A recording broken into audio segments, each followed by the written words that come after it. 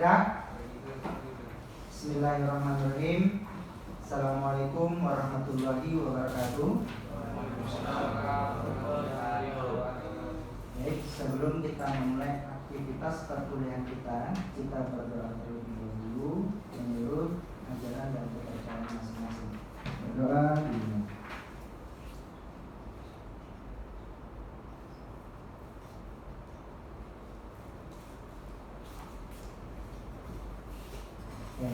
Baik. Mana kabarnya, sehat? Banyak libur kalian ya? Iya ya. Hari Minggu. Hari Sabtu libur. Libur. Oke. Nah, kita sudah tidak terasa ya, sudah masuk ke pertemuan ketiga.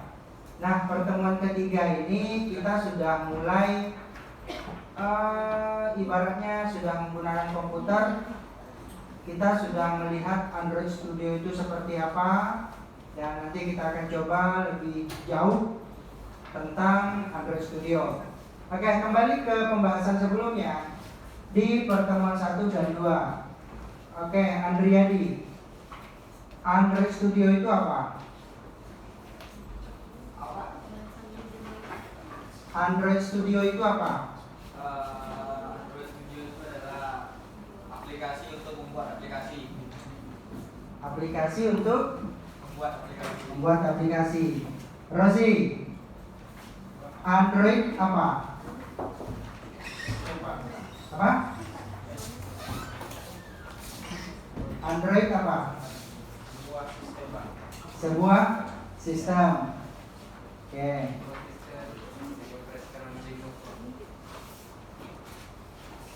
Ulfa sambil dibagikan. Ulfa, Android itu apa? Ulfa. Apa? Perangkat lunak. Oke, Android itu adalah perangkat lunak. Desra, Android apa? Pengertiannya apa?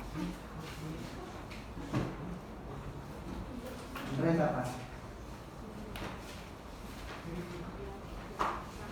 Oke, kalau Android Studio itu adalah editor atau perangkat lunak untuk nantinya menghasilkan perangkat lunak lainnya, kan gitu. Kalau Android apa? Oke, Minggi apa Minggi? Android adalah bagian dari sistem operasi dari Linux. Oke, Android itu adalah bagian atau kernel dari sistem operasi berbasiskan Linux. Oke, di pertemuan ketiga ini kita akan membahas tentang penggunaan SDK dan AVD Manager. Silahkan saya minta tolong ke Yuki dulu bahas untuk slide yang pertama.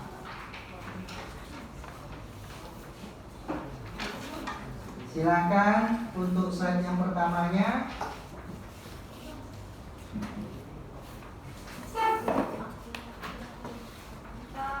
Apa yang dimaksud dengan SDK?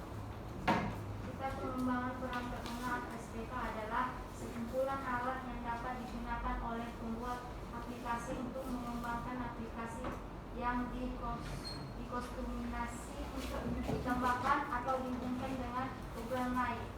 Dengan SDK, programmer dapat mengembangkan aplikasi untuk platform tertentu. Oke, di sana ada kalimat katanya sekumpulan alat yang dapat digunakan oleh pembuat aplikasi. Pembuat aplikasi itu disebut dengan apa?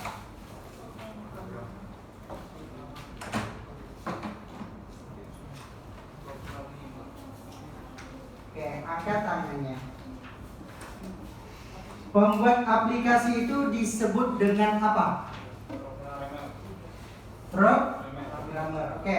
Beda programmer, web developer. Sebenarnya kalimatnya gini.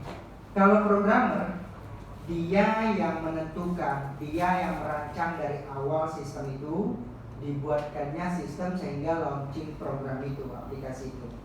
Ya. Tapi kalau web developer biasanya gini. dia bisa saja membuat dari awal, tapi umumnya web developer itu dia mengembangkan aplikasi yang sudah ada. Kenapa namanya web developer, Pak? Dia mengembangkan sebuah web. Desktop developer apa, Pak? Mobile developer apa, Pak? Nah, kalau kita yang sedang belajar Android Studio ini, itu bisa saja disebut dengan programmer, mobile developer. Karena nanti kita akan mengembangkan aplikasi-aplikasi berbasiskan mobile. Oke? Jadi perbedaannya itu ya, kalau programmer itu dia mengembangkan sejak awal, dari awal dia merencanakan, dia melakukan testing, dia juga nanti yang untuk hasil akhirnya. Kalau web developer biasanya atau developer dari sebuah program adalah dia mengembangkan sesuatu yang sudah ada. Itu ya bedanya. Oke, slide kedua, Yuan, silahkan dibaca.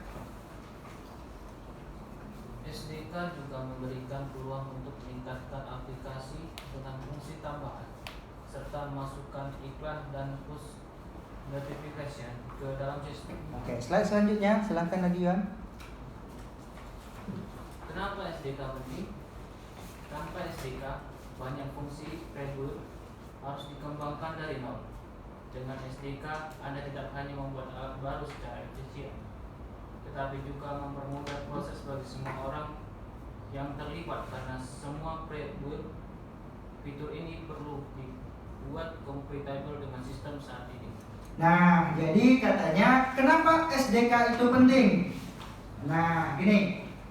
Kita punya editor namanya Android Studio. Di sana kita bisa melakukan coding. Tapi ada masanya ketika kita membutuhkan sebuah widget atau kita membutuhkan sebuah library tambahan. Nah, guna dari SDK itu adalah kita perlu menginstal SDK itu untuk menambahkan library yang kita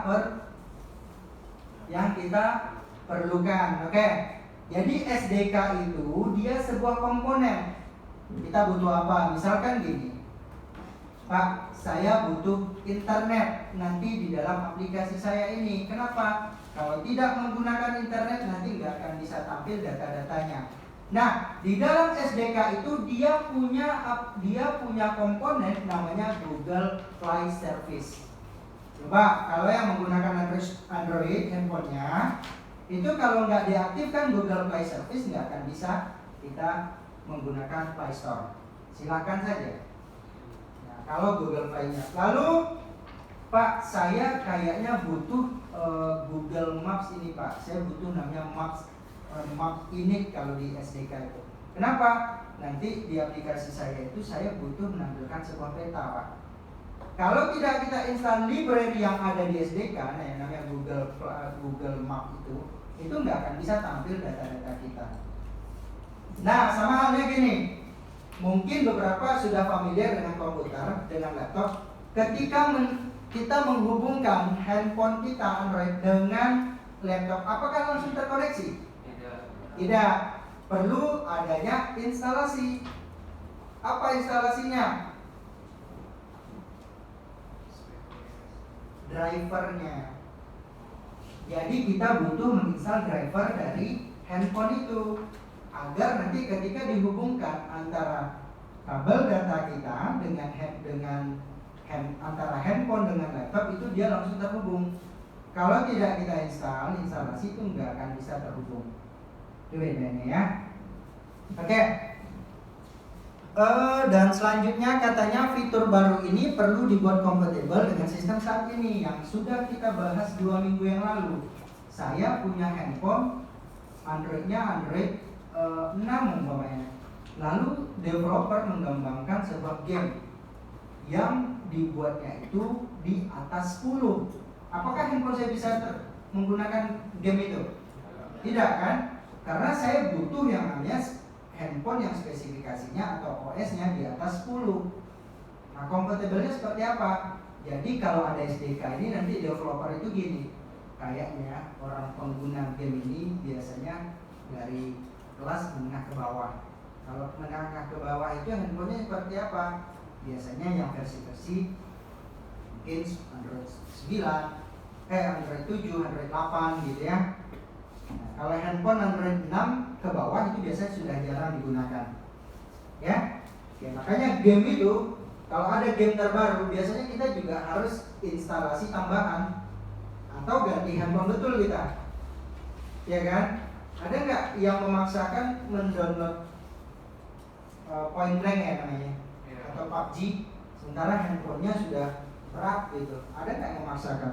Nggak akan berani orang. Kenapa? Yang pertama, kerusakan pada handphone. Yang rusak itu apa? panas, Hardware-nya panas, perangkat lunak seperti gimana? freeze. Nah, gini, kita punya handphone, kita paksakan game itu yang berat itu, perangkat lunaknya itu not responding. Akibat not responding itu, maka komponen yang di dalam, tepatnya hardware itu menjadi panas. Ketika dia panas itu, disitulah mulai yang ibaratnya lag-nya atau kok berat handphone saya ya. Nah, karena not responding tadi, not responding mengakibatkan durasi dari komponen itu menjadi panas. Akibatnya apa? Handphone kita jadi rusak. Bukan aplikasinya yang nggak jelas, handphone kita sebenarnya yang tidak cukup memadai. Oke, paham ya? Oke, lalu kenapa SDK penting? Setelah itu kita lihat SDK dan adjust. Ini mungkin bisa dibahas nanti atau dibaca di rumah. Ini pengertiannya. Oke, SDK signature. Jadi gini.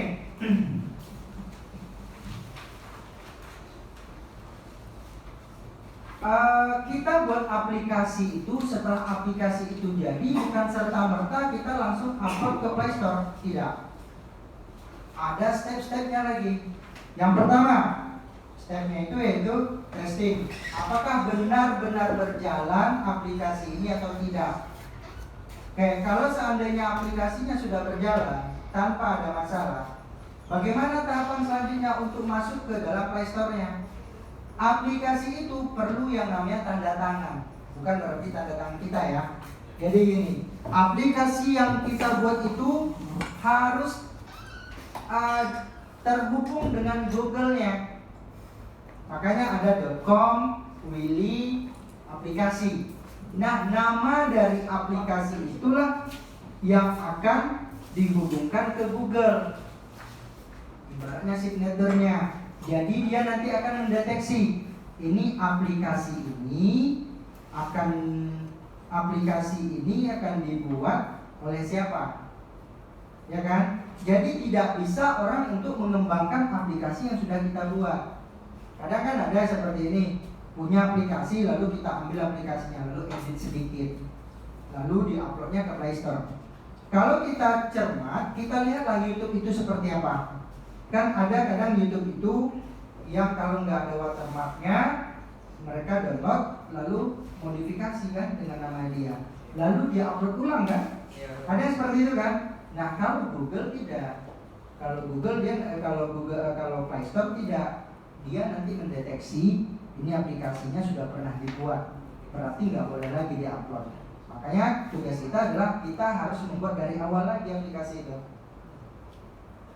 Jadi beda dengan YouTube ya. Kalau YouTube itu kita download terus kita edit aja sedikit, udah bisa nanti tampil.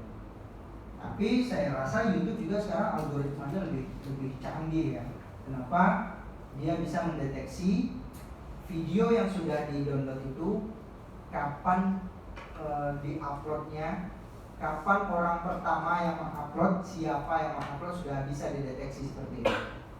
Karena kan Google akan rugi juga kalau seandainya video ini laris umpamanya, terus kita buat channel, terus kita upload video itu, ya kita dapat AdSense-nya, yang rugi kan Google juga. Padahal video ini sudah banyak loh, itu kan kalau di dalam hukumnya itu melanggar yang namanya hak cipta. Nah, kalau di Play Store itu yang mereka jaga, hak cipta kepemilikan dari sebuah aplikasi. Oke. Lalu SDK signature. Ini Bapak nextkan saja, Bapak nanti tinggal kalian baca sampai. Oke, kita masuk ke AVD. Sebelum kita masuk ke bagian praktikumnya, silakan dibacakan. Siapa yang belum pernah baca ya? Nur Hasanah, bacakan slide awalnya. Pengertian AVD Manager atau Android Visual Device merupakan emulator untuk menjalankan program aplikasi Android yang akan Anda buat. Emulator ini nantinya akan kita gunakan sebagai media tes untuk menjalankan aplikasi Android yang telah kita buat. Nah, coba lihat di sini. Dari pengertian saja sudah jelas ya. AVD Manager atau Android Virtual Device. Virtual device, kalau dengar kata virtual apa? Namanya. Gimana? Namanya. Apa? Jarak jauh. Jarak jauh. Dalam layar itu Pak. Dalam layar. Itu kan enterprise apa?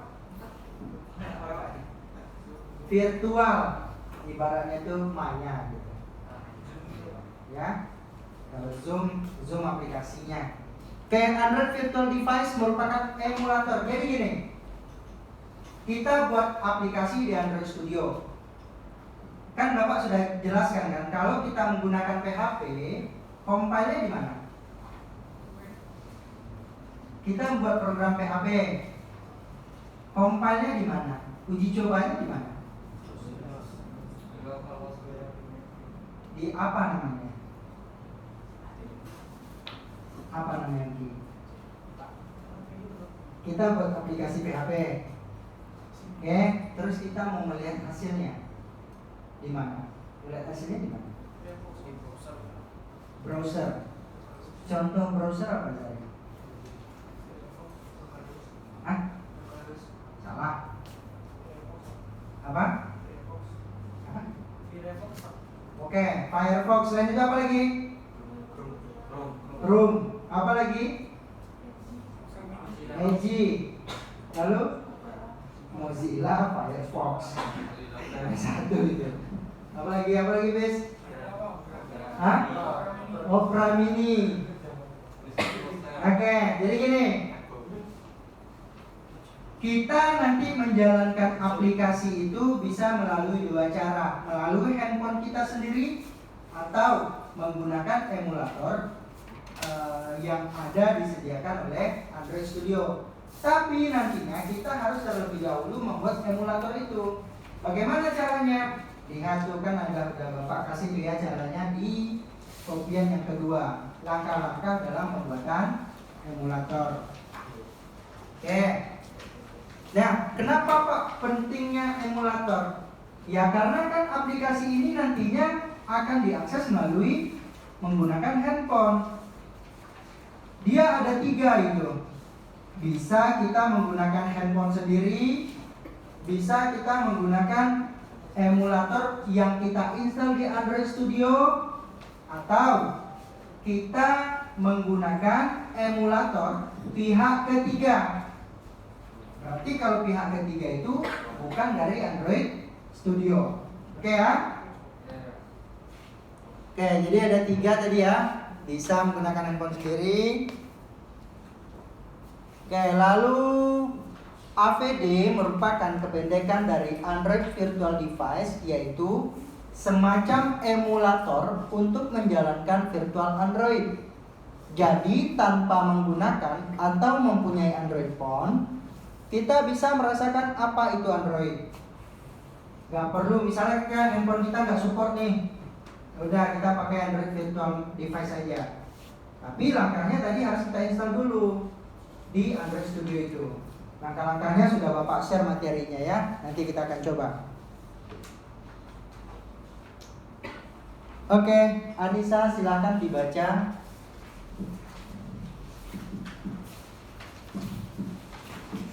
Nih, yang ini.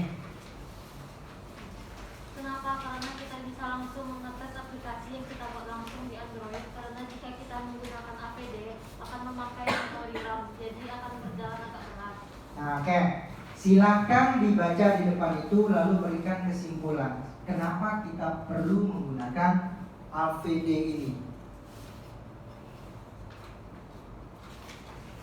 tahu kenapa yang mana yang lebih baik, menggunakan handphone atau menggunakan APD ini.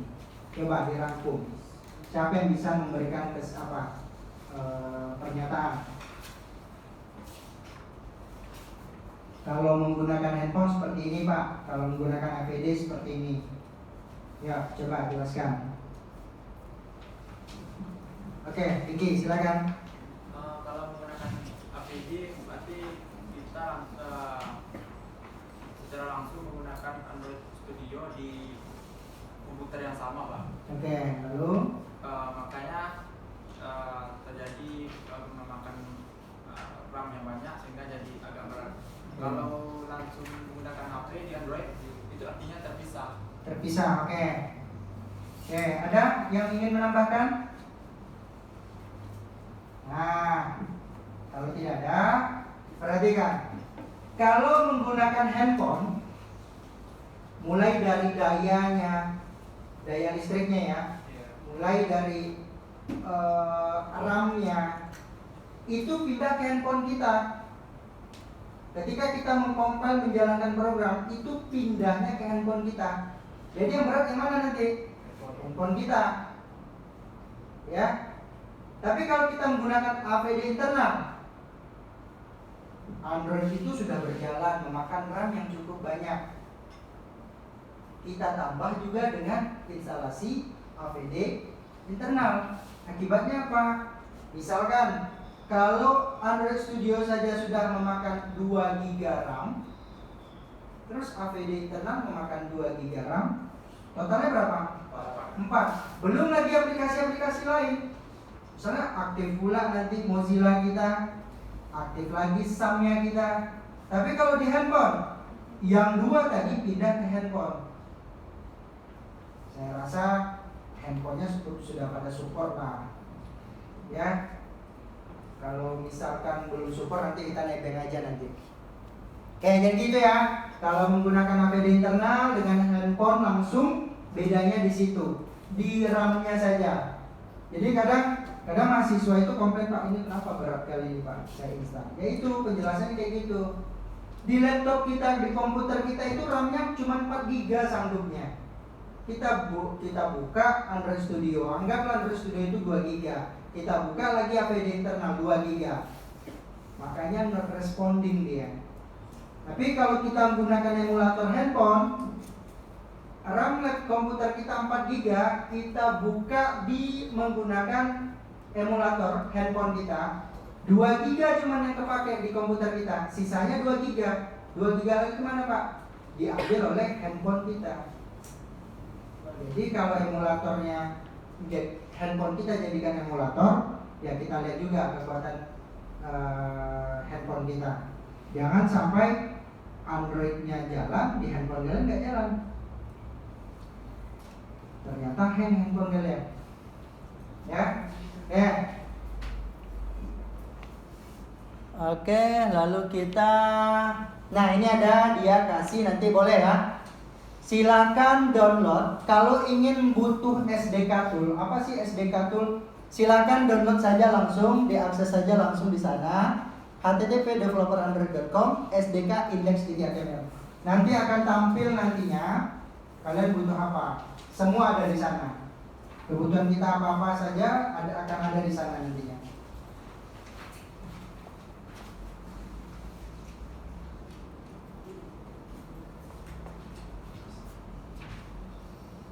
Oke, silakan Hafiz, bacakan Hafiz. Ketiga, install versi SDK Android yang digunakan perlu diperhatikan karena proses instalasi ini membutuhkan koneksi internet agak besar karena akan mendownload image Android sesuai versi yang kita butuhkan. 4. Setelah selesai, Anda bisa langsung menggunakan melalui APD Manager. Buka APD Manager di Android SDK Tools. Oke. Jadi kalau kita pengen install nantinya SDK, itu komputer kita pastikan terkoneksi dengan internet. Bukan hanya terkoneksi dengan internet, lihat juga traffic bandwidth-nya. Kalau trafiknya rendah, lambat itu akan install. Jadi ingat, kapan kita menggunakan SDK tools ini Pak, SDK Android? Kalau untuk pemrograman perangkat berkelas 1 ini kita belum banyak menggunakan SDK Manager. Tapi nanti yang kedua mungkin akan perlu menggunakan SDK Manager. Ingat, lihat lagi di RPS kita. Kita nantinya hasil akhirnya apa? Aplikasi. Membuat aplikasi sederhana yang akan dijelaskan melalui yang akan kalian jelaskan secara individu. Nanti timnya akan, ini pembagian ya belum ya? Belum pembagian ya. Nah, nanti itu akan dijelaskan di YouTube lagi nantinya. Kalian harus paham apa yang kalian kerjakan. Gak mungkin kalian mengerjakan tapi hasilnya bagus tapi kalian nggak paham.